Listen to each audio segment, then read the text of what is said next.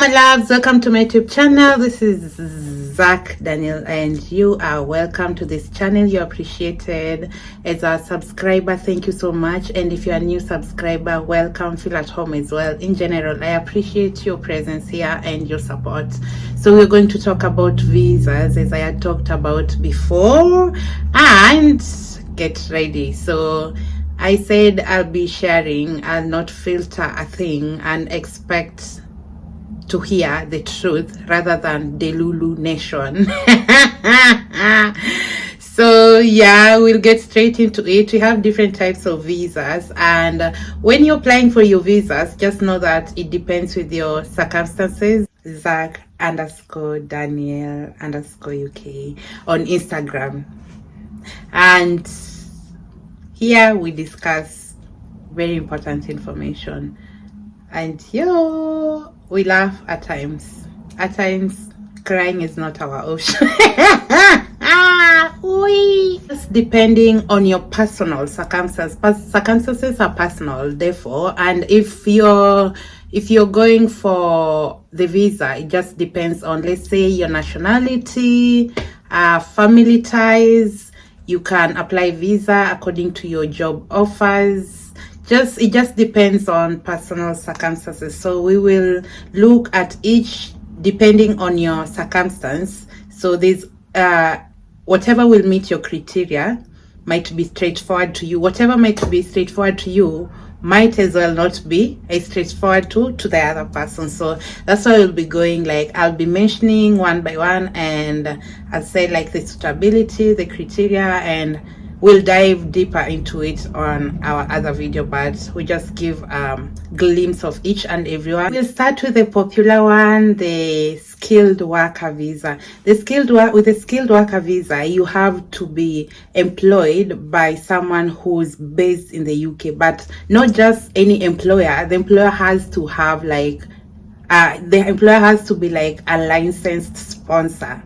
Yeah, you have to be a licensed sponsor, and then at the same time you have to like meet the minimum salary threshold. You just not, even if you're being employed, let's say if the employer is offering like 10,000, that's really, you can't qualify if it's like 10,000. Let's say that's like part-time job and you can't move here as a part-time person, and then you really have to meet like the points. There's points required. We'll dive into that deeper as we go by.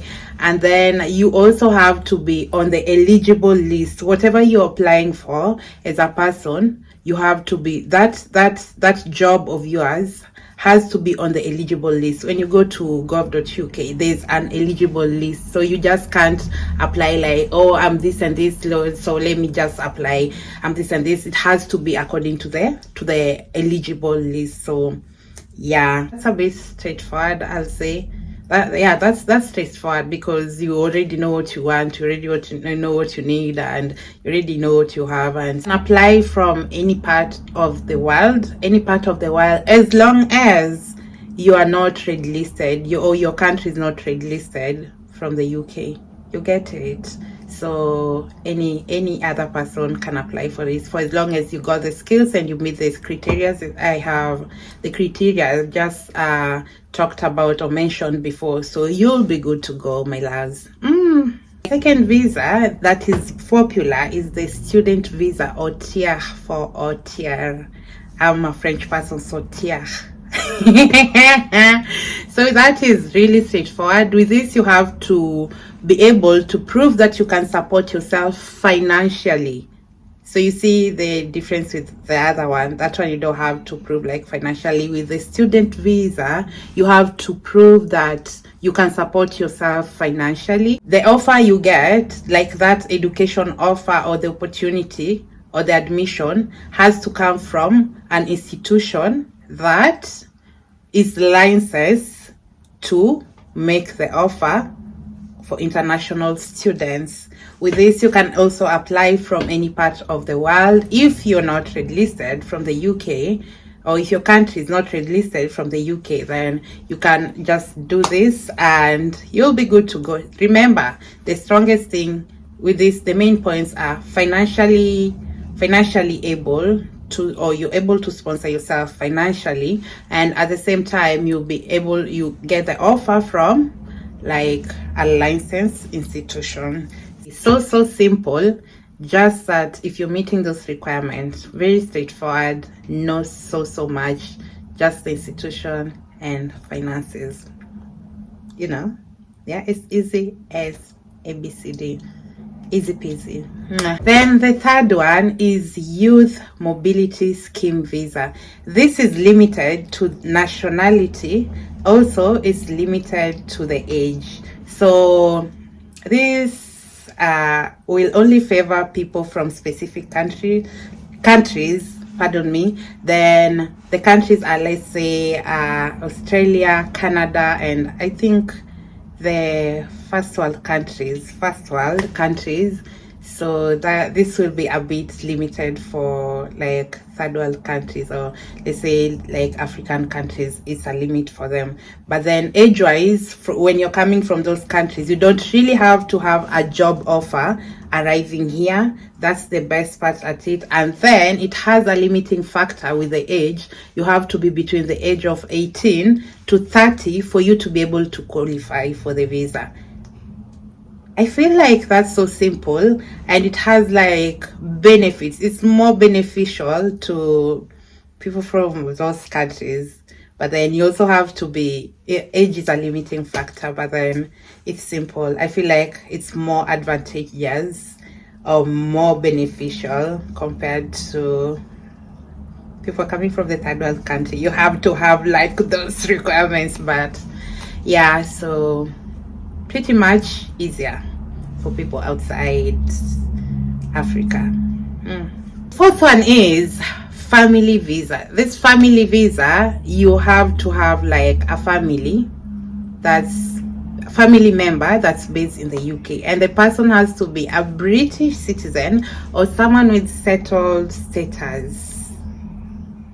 So with that one, is you're able to apply it from anywhere in the world if your country has not been red listed, and at the same time, if you're able to meet the criteria. Just have a family member with the things I have mentioned before, and then make sure that the person is a close family member. I mean a partner, a spouse, a child, or a parent. So with that one is not too bad.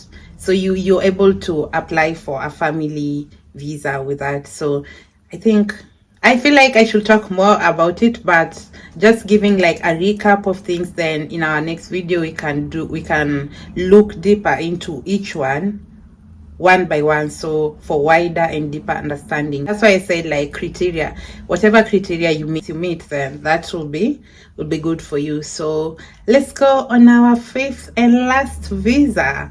Our fifth and last visa is innovator or startup visa. So this is actually aimed specifically to entrepreneurs. If you feel like you have an innovative skill or an innovative business idea and you want to execute it from here, therefore you can apply for this. But in our next video we'll go deeper and deeper into it, so you'll see where you fit and then you'll make a decision from there. According to me, I feel like visa process difficulties, it varies depending on the requirements. Like youth mobility scheme visa and skilled worker visa are a bit like more of straightforward and doesn't need too much of doing compared to these other visas.